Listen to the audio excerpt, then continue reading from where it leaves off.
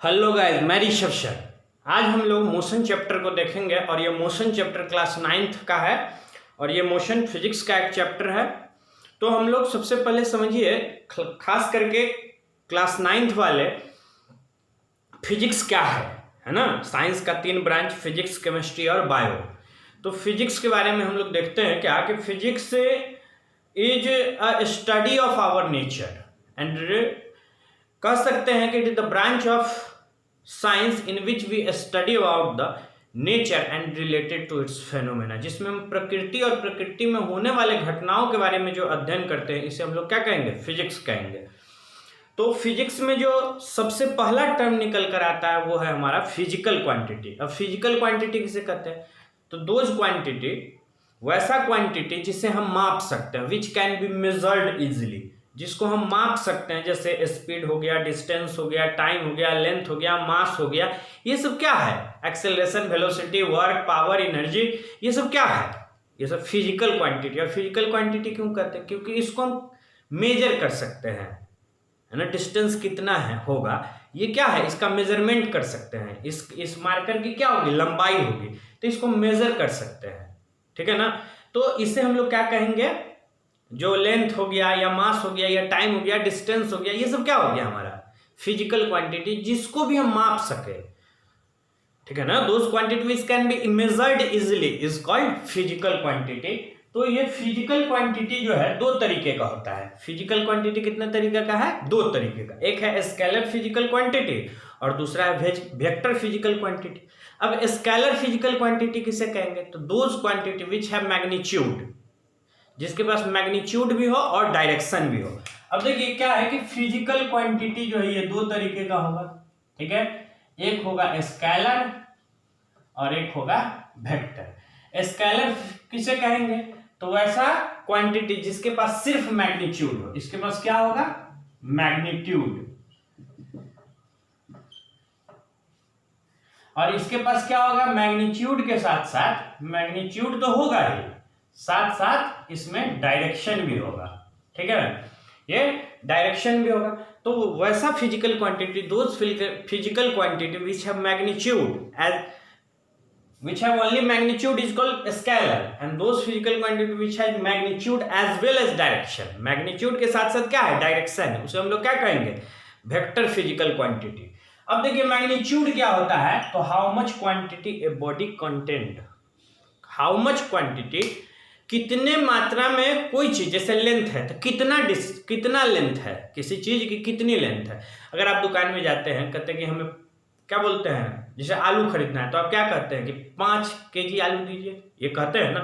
तो मैग्नीट्यूड में क्या है कि मैग्नीट्यूड क्या बताता है? क्वांटिटी को बताता है। क्या बताता है? क्वांटिटी को बताता है। और क्वांटिटी के साथ साथ, क्वांटिटी कितना? 5 kg, और साथ साथ देखिए इसमें दो चीज होगा। मैग्नीट्यूड कहे तब या क्वांटिटी कहे तब, इसमें दो चीज होगा। एक होगा न्यूमेरिकल वैल्यू, न्यूमेरिकल वैल्यू, और क्या होगा? इनटू यूनिट इसमें लगा होगा हर चीज का। देखिए अब जैसे लिखे 5 kg, तो 5 हमारा क्या हो गया? 5 हमारा क्या हो गया? न्यूमेरिकल वैल्यू हो गया, और ये हमारा क्या हो गया? यूनिट हो गया, ठीक है ना। तो ये हमारा क्या हुआ? मैग्नीट्यूड का मतलब होता है न्यूमेरिकल वैल्यू इनटू यूनिट। अब क्या है कि इसी में हम लोग वेक्टर देखे हैं। वेक्टर में क्या था? मैग्नीट्यूड के साथ साथ डायरेक्शन में था। अगर कहेंगे 5 मीटर पर सेकेंड टुवर्ड्स नॉर्थ, इसका क्या मतलब हुआ कि 5 मीटर पर सेकेंड किसी चीज के स्पीड को बता रहा है, किधर? नॉर्थ डायरेक्शन में। तो इसमें क्या हुआ? डायरेक्शन पता चल गया, तो ये क्या हो गया? वेक्टर हो गया। तो मैग्नीट्यूड और ये स्केलर और वेक्टर में क्या अंतर है? तो इसमें सिर्फ मैग्नीट्यूड है, इसमें मैग्नीट्यूड प्लस डायरेक्शन। तो फिजिकल क्वांटिटी दो तरीके का, एक स्केलर और दूसरा वेक्टर। समझ में आ रही है ना बात? तो इसके बारे में थोड़ा सा हम लोग डिफिनेशन वाले टर्म को देख लेते हैं, तब फिर हम लोग आगे बात करेंगे।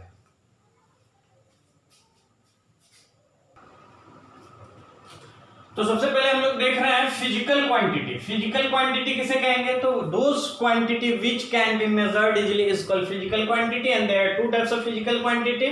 First is scalar quantity and other is vector quantity. Scalar physical quantity को हम स्केलर क्वांटिटी भी कह सकते हैं, वेक्टर फिजिकल क्वांटिटी को सिंपली वेक्टर क्वांटिटी भी कह सकते हैं। स्केलर वैसा क्वांटिटी जिसके पास केवल क्या हो? मैग्नीट्यूड हो। एग्जांपल के तौर पे लेंथ, मास, टाइम, इलेक्ट्रिक करंट।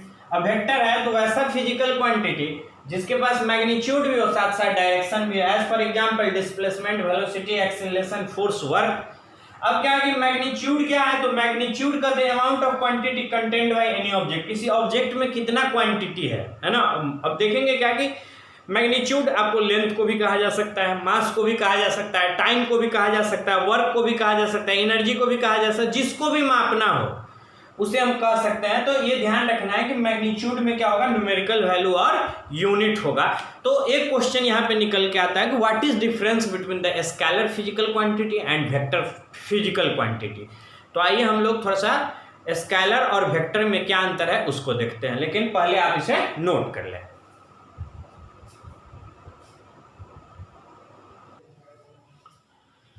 तो हमने स्केलर और वेक्टर को देख रहे हैं। क्या है कि these are completely specified by their magnitude. Scalar जो है कंप्लीटली डिपेंड किस पे होता है? मैग्नीट्यूड पे, जबकि वेक्टर जो है मैग्नीट्यूड के साथ साथ डायरेक्शन पे भी डिपेंड करता है। ठीक है।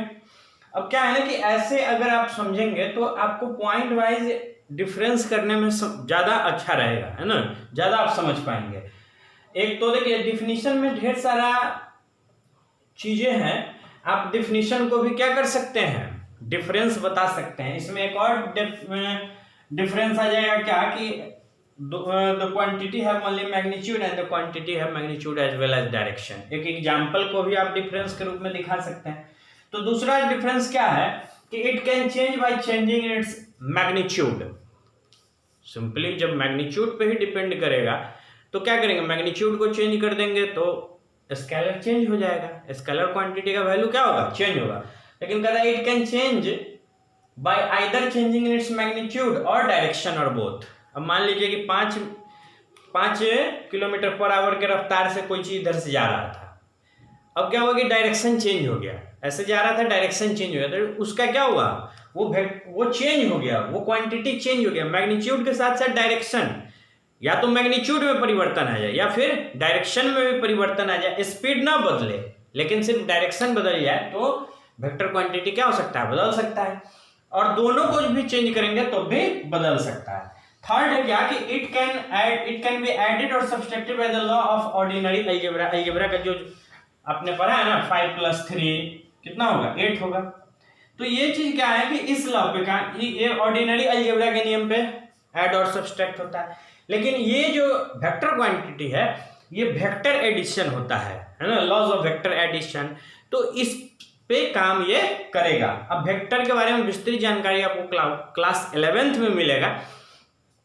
तो यहाँ पे हमने 3 पॉइंट में और 2 पॉइंट आपका खुद का है कि एक डेफिनेशन जो पहले लिखा रखा है और एक एग्जाम्पल दे सकते हैं। तो 5 डिफरेंस आपने स्केलर और वेक्टर में देखा। प्लस ये भी चीज देखेंगे क्या, एक और हम बता देते हैं कि स्केलर जो भी है, स्केलर कभी जिसके पास मैग्नीट्यूड होगा तो वो कभी 0 नहीं हो सकता है। इट कैन नेवर बी, या इसको रहने दीजिए, बस इतना ही लिखिए, है ना। अब स्केलर क्या है ना कि निगेटिव कभी नहीं हो सकता है। स्केलर का वैल्यू क्या होगा? निगेटिव कभी नहीं हो सकता। लेकिन वेक्टर आपका निगेटिव हो सकता है। वही हम लिखना चाह रहे थे कि it can never be negative but it can be negative. ठीक है, तो पहले इसे आप लिख लें, फिर हम लोग आगे मोशन की बात करते हैं।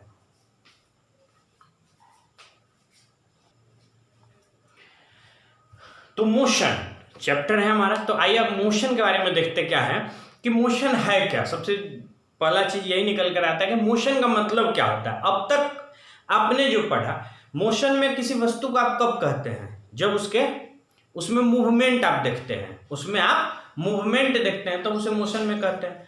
तो मोशन का मतलब होता है कि changing in the position of object, कोई वस्तु के पोजीशन में परिवर्तन आना, उसके स्थान में परिवर्तन आना।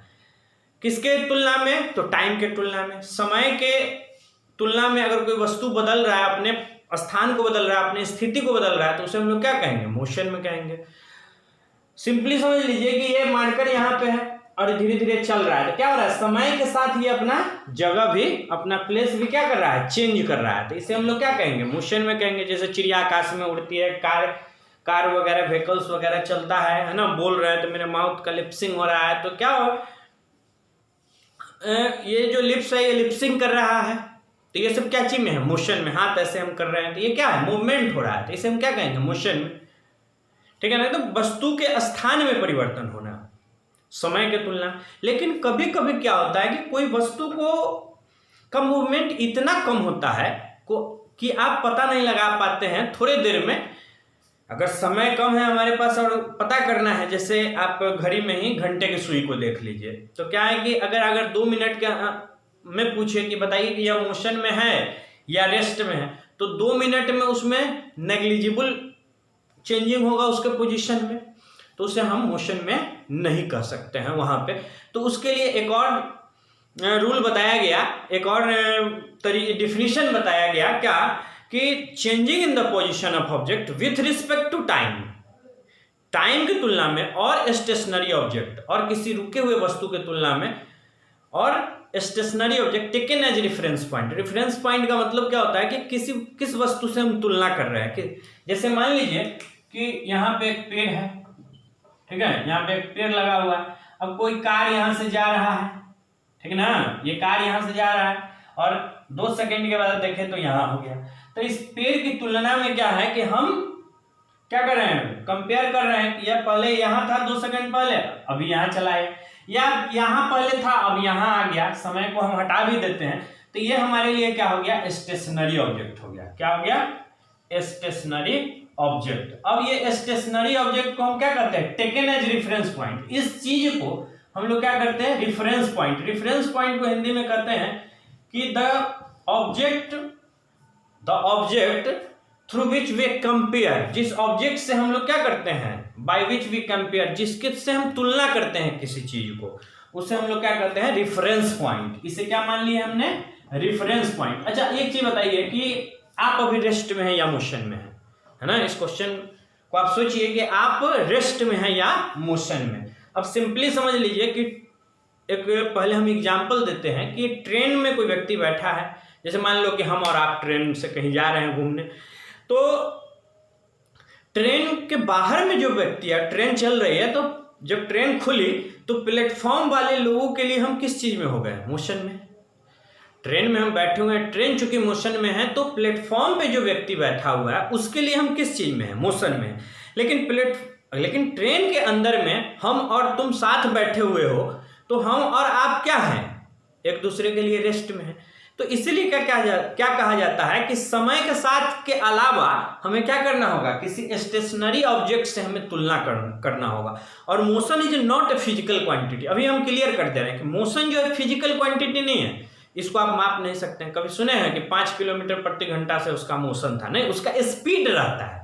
मोशन का मतलब होता है सिंपली क्या कि वह गति में है। ये रिलेटिव चीज है कि आपको तुलना करना होगा किसी न किसी चीज से, है ना? कि मोशन जैसे मोशन खुद में है, अगर स्थान में परिवर्तन हो रहा है तो मोशन है, तो यहाँ पे तुलना करना हो किसके तुलना में मोशन में है। जैसे अभी हमने क्वेश्चन आपसे पूछा था कि आप मोशन में है या रेस्ट में है, तो आप अपने घर में बैठकर अगर मोबाइल देख रहे हैं तो सिंपली है कि आप रेस्ट में हैं।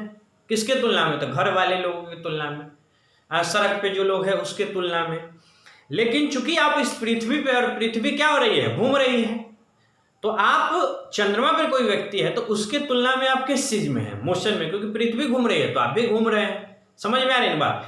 तो मोशन का मतलब ही होता है कि changing in the position of object. अगर हमसे डिफिनेशन पूछे कि मोशन क्या है, तो changing in the position of object with respect to time, और stationary object taken as reference point, जिसे हम लोग क्या करते हैं? तुलनार्थ बिंदु मानते हैं, जिससे हम तुलना करते हैं। अब ये मोशन 2 तरीके का होता है, एक यूनिफॉर्म मोशन होता है, एक नॉन यूनिफॉर्म मोशन होता है। यूनिफॉर्म मोशन में क्या है कि सिंपली समझ लीजिए कि यहां ए बी और सी। अब क्या है कि एक गाड़ी चल रही थी यहाँ, ठीक है, एक गाड़ी 1 घंटा में यहाँ पहुंच गई, फिर अगले 1 घंटा में यहाँ पहुंच गई, फिर अगले 1 घंटा में यहाँ पहुंच गए, और यहाँ से यहाँ का दूरी मान लो 5 किलोमीटर है, यहाँ से यहाँ की दूरी 5 किलोमीटर है, और यहाँ से यहाँ की भी दूरी 5 किलोमीटर। तो क्या समझ रहे हैं कि इक्वल डिस्टेंस ट्रेवल कर रहा है इक्वल इंटरवल ऑफ टाइम में, ठीक है ना। यूनिफॉर्म मोशन का मतलब होता है कि बॉडी क्या है, यूनिफॉर्म मोशन का मतलब हुआ कि equal covering of equal distance in equal interval of time. A body cover equal distance in equal interval of time no matter how small this time interval may be. इसका मतलब क्या है कि इससे कोई मतलब नहीं है कि वह कितना सा छोटा इंटरवल ऑफ टाइम का ले रहे हैं। हमने बोला no matter how small this time interval may be, इससे कोई मतलब नहीं है, इससे कोई रिलेशन नहीं है कि कितना सा छोटा आप टाइम इंटरवल को ले रहे हैं। अब ये चीज जो है ना, हम 1 घंटा पे देख रहे थे तो 1 मिनट पे भी देख सकते हैं, 1 सेकंड पे भी देख सकते हैं, 1 दिन पे भी देख सकते हैं, 1 लाइट ईयर पे भी देख सकते हैं। तो ये हमारे ऊपर डिपेंड करता है कि किस चीज पे हम देख रहे हैं। यहाँ पे घंटा पे देख रहे हैं तो क्या है, यूनिफॉर्म आ रहा है। मिनट पे भी देखेंगे तो यूनिफॉर्म ही आएगा, अगर यह यूनिफॉर्म मोशन में चल रहा था तो यूनिफॉर्म मोशन का मतलब हो गया कि इक्वल समय में इक्वल डिस्टेंस ट्रेवल करे। और नॉन यूनिफॉर्म का उल्टा है कि वैसा जिसमें इक्वल टाइम में अनइक्वल डिस्टेंस ट्रेवल करे, है ना। मान लीजिए यहाँ पे 1 घंटा था और इसकी दूरी अगर 8 किलोमीटर होती, ये 1 घंटा में अगर फिर 4 किलोमीटर जाता है, 1 घंटा में फिर 10 किलोमीटर जाता, तो टाइम में क्या है कि टाइम तो 1 ही घंटा है। हर 1 घंटे के बाद हमने उसके डिस्टेंस को देखा। तो पहले में क्या था कि 8 किलोमीटर ट्रेवल किया, दूसरे में 4 किलोमीटर और तीसरे में 10 किलोमीटर। तो क्या डिस्टेंस चेंज हो रहा है ना, दूरी बदल रही है लेकिन टाइम हम लोग क्या रहे हैं, इक्वल ही ले रहे हैं। तो इसका अगर डिफिनेशन पूछे तो क्या कहेंगे कि if A body cover unequal distance, अगर कोई body moving body unequal distance cover करता है इक्वल इंटरवल ऑफ टाइम में, तो उसे हम लोग क्या कहेंगे, नॉन यूनिफॉर्म मोशन। और यहां भी ये चीज लिख सकते हैं क्या, no matter how small this time interval may be, इससे कोई मतलब नहीं कि कितना छोटा टाइम इंटरवल भी ले सकते हैं। अब इसमें चर्चा एक चीज की हुई है, डिस्टेंस, ठीक है ना। डिस्टेंस क्या है, अभी तक खूब पढ़े हैं 8th क्लास में, 7th क्लास में, स्पीड बराबर डिस्टेंस बाय टाइम। तो डिस्टेंस होता क्या है, डिस्टेंस क्या होता है, तो डिस्टेंस का मतलब होता है the actual length of the path covered by a moving body. यह डिस्टेंस का मतलब होता है दूरी, हिंदी में दूरी कहते हैं। इसका मतलब होता है कि किसी मूविंग बॉडी के द्वारा, जैसे ये मूविंग बॉडी है, ये कार है ना, इस डायरेक्शन में जा रही है, तो अगर पूछे कि यहां से यहां की डिस्टेंस क्या है, ये मान लीजिए मुजफ्फरपुर है और ये हमारा पटना है, ठीक है। तो मुजफ्फरपुर से पटने की दूरी क्या हुई, तो इस मूविंग बॉडी के द्वारा इस जितना पाथ को कवर किया गया, the length of the path, इस पाथ की जो लंबाई होगी, the length of the path covered by moving body, इस मूविंग बॉडी के द्वारा जितनी इस सड़क की लंबाई कवर की गई होगी, तय की गई होगी, उसी को हम लोग क्या कहेंगे, डिस्टेंस कहेंगे। क्या कहेंगे, डिस्टेंस कहेंगे। The actual length of the path covered by a moving body is called distance. इसे क्या कहते हैं, डिस्टेंस। और डिस्टेंस का ऐसा यूनिट क्या होता है, ऐसा यूनिट क्या होता है, मीटर, ठीक है ना। ऐसा यूनिट होता है हमारा मीटर। अब यूनिट है ना, यूनिट को हम अलग से बताएंगे अगले क्लास में, हम यूनिट को अलग से बताएंगे कि यूनिट है क्या। अब यूनिट में भी क्या हुआ कि सबसे पहले आया सीजीएस यूनिट, उसके बाद आया एफपीएस यूनिट, उसके बाद आया एमकेएस यूनिट, अभी चल रहा है एसआई यूनिट। ये क्या है, CGS unit, FPS, MKS, SI. तो इसमें क्या है, सीजीएस का मतलब होता था centimetre gram second, foot pound second, metre kilogram और सेकेंड। और एसआई में अभी 7 फंडामेंटल यूनिट के बारे में हम लोग पढ़ते हैं, तो पूरा एक हम क्लास देंगे उस पर, है ना। नेक्स्ट क्लास जो होगा उसमें हम सबसे पहले इसी चीज को बताएंगे, यूनिट के बारे में। तो डिस्टेंस के बारे में हमने देखा क्या कि रोड की, सड़क की जो लंबाई होगी, जो किसी मूविंग बॉडी के द्वारा कवर किया गया होगा, उसी को क्या कहेंगे, डिस्टेंस कहेंगे। अब डिस्टेंस के साथ साथ एक और टॉपिक आता है हमारा, डिस्प्लेसमेंट। क्या आता है, डिस्प्लेसमेंट। डिस्प्लेसमेंट का मतलब क्या होता है, सो समझिए, इसी का चचेरा भाई है ये, इस डिस्टेंस का चचेरा भाई है ये, है ना। अपने भाई में खास करके देखना बहुत अंतर होता है ना। वो ईड़ घाट चलेगा तो तुम बीड़ घाट चलोगे, तो वही है डिस्टेंस और डिस्प्लेसमेंट। दोनों में अंतर यही है कि ये स्केलर है और ये वेक्टर है, ठीक है। मुख्यतः अगर मोटा मोटी देखा जाए तो ये स्केलर है, distance scalar, displacement is vector. तो डिस्प्लेसमेंट कहते हैं कि the shortest distance between initial point and final point. जैसे मान लीजिए कि एक इसी गाड़ी के द्वारा, सिंपल समझ लीजिए, इसको थोड़ा सा हम साफ कर लेते हैं।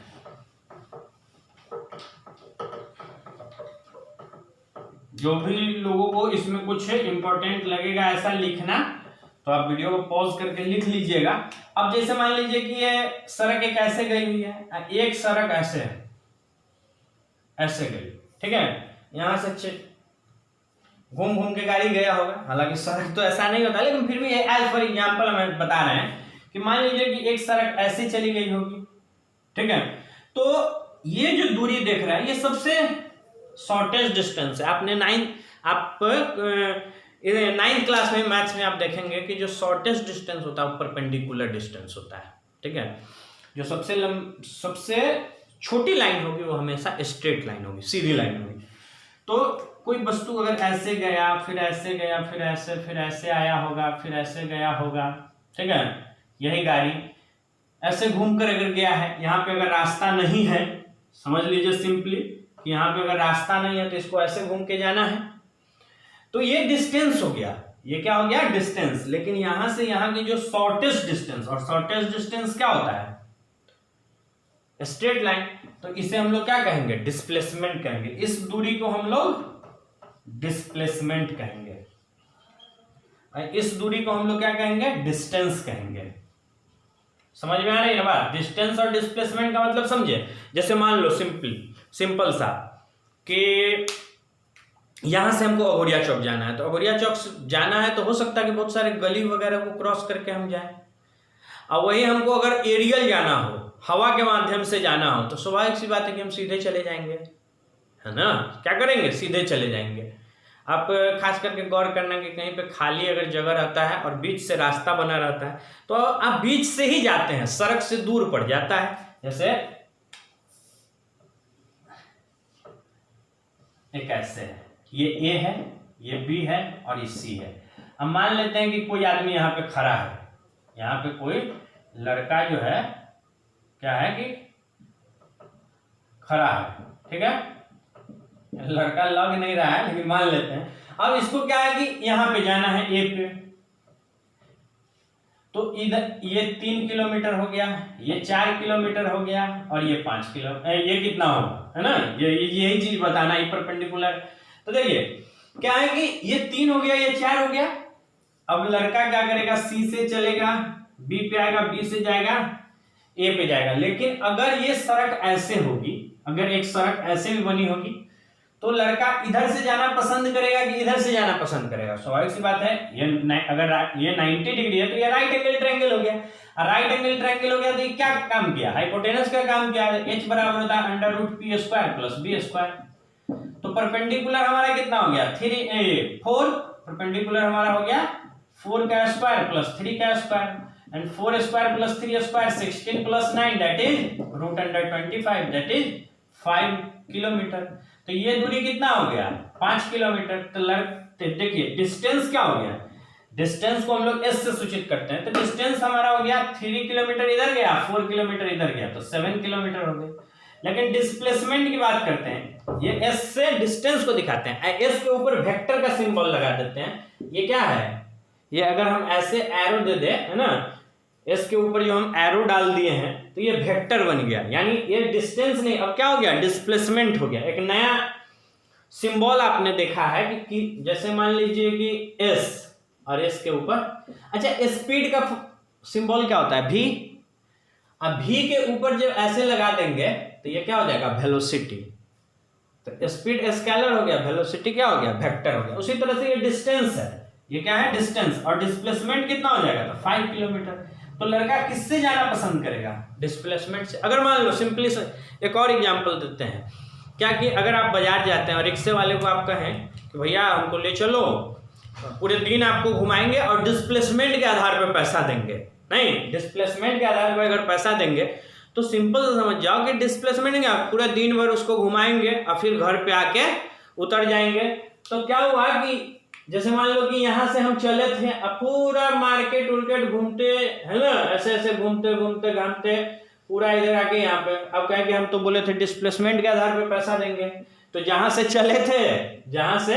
चले थे वहीं पे आके हम लोग क्या हो गए, रुक गए। तो हमारा डिस्प्लेसमेंट क्या हो गया, जीरो। तो पैसा मिलेगा जीरो।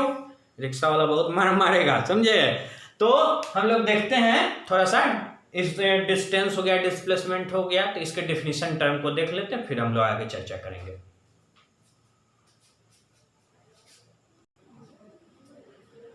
तो क्या है, motion changing in the position of object with respect to time और stationary object taken as reference point. जो हमने आपको डेफिनेशन बताया है कि किसी वस्तु के स्थान में परिवर्तन होना समय के साथ और रुके हुए वस्तु के साथ, जिसे हम लोग रेफरेंस पॉइंट कहते हैं, उसे मोशन कहते हैं। एक body is said to be in motion, एक वस्तु को तभी हम मोशन में कहेंगे, ध्यान रखेंगे मोशन के साथ इन प्रीपोजिशन आएगा और एट रेस्ट के साथ एट। तो the body is said to be in motion if it changes its position with respect to time or stationary object taken as reference point। अब क्या है कि किसी वस्तु को तभी रेस्ट में कहेंगे, body is said to be at rest if it does not change its position with respect to time or stationary object taken as reference point। एक वस्तु को तभी रेस्ट में कहेंगे जब उसका स्थान परिवर्तन न हो। अब बात करते हैं डिस्टेंस का। डिस्टेंस किसको कहेंगे, तो actual length of the path covered by a moving body, a displacement the shortest distance between initial position and final position of object। तो ऑफ ऑब्जेक्ट या इसकी जगह पे मूविंग ऑब्जेक्ट कर देते हैं, ज्यादा अच्छा रहेगा, ऑफ मूविंग ऑब्जेक्ट। तो डिस्टेंस और डिस्प्लेसमेंट को कैलकुलेट करने के लिए कुछ क्वेश्चन आपको हम देंगे और आगे की बात हम लोग अब अगले क्लास में करेंगे। सिर्फ आपको हम इसके बाद 2-3 क्वेश्चन दे देते हैं जो आप घर से बनाकर लाइएगा और फिर इसी तरीके से हम लोग नेक्स्ट क्लास में इसके आगे की चर्चा करेंगे। तो आप क्वेश्चन नोट कर लें और घर पे मन से पढ़ाई करें, ठीक है, क्योंकि आपका समय धीरे धीरे निकल रहा है और आप पढ़ेंगे तभी नेक्स्ट वीडियो जाएगा। जब तक व्यू नहीं होगा अब हम वीडियो तब तक नहीं डालेंगे, ठीक है ना। इसलिए अगर आप पढ़िएगा तो स्वाभाविक सी बात है कि व्यू बढ़ेगा, तो हम फिर नेक्स्ट वीडियो को डालेंगे, ठीक है। तो घर पे रहिए, सुरक्षित रहिए, धन्यवाद।